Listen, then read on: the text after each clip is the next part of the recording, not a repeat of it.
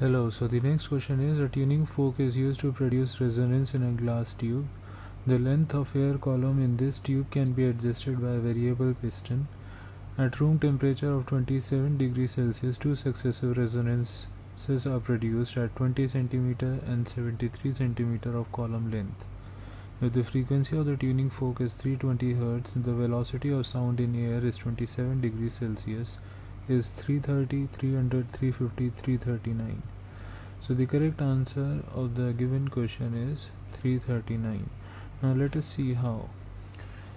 Given that 53 equals to half of lambda, so lambda becomes 106 centimeter. Now we know that V equals to lambda into